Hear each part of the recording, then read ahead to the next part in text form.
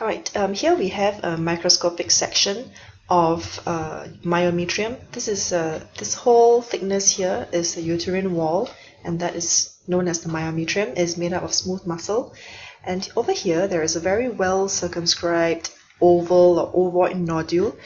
We can see that there's no infiltrative growth or edges of the nodule, very smooth, not encapsulated but very well circumscribed. So let's first do a bit of revision, and let's look at the myometrium outside the tumor. So the myometrium is made up of smooth muscle cells, and the smooth muscle cells are arranged in these long parallel arrangements. We call them fascicles. So we see fascicles of smooth muscle cells. Sometimes the nuclei look rounded, but this is because they're cut in cross-section, because the fascicles are going in all different directions. Okay, so this is what normal myometrium looks like, and then we have occasional vessels.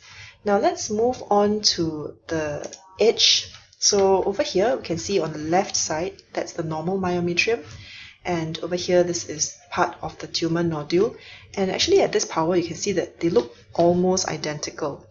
So there is a very close resemblance of the lesional tissue compared to the normal myometrium. So these are all features of a very low grade neoplasm or very well differentiated neoplasm, and the fact that it is very rounded, there's no infiltrative borders, tells me that it is a benign tumor. Now focusing more on the microscopy, we can see that the tumor again is composed of these parallel arrangements of fascicles of smooth muscle cells. Each nucleus respects the next cell, and they're quite widely spaced. There's a lot of cytoplasm. There's no increased NC ratios.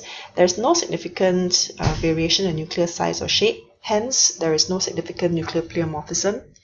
And let's look around a bit and we see that we actually cannot find any mitotic figures. So that is yet another feature of a benign tumor. And we also want to look for any necrosis. So usually for tumor necrosis, we would see coagulative necrosis. So you would probably identify a dark pink area with loss of nuclei. But as we scan, we see that there's actually no evidence of coagulative necrosis. So therefore, we have, on low power, a very rounded, well-circumscribed tumor nodule without any evidence of infiltration into the surrounding tissue.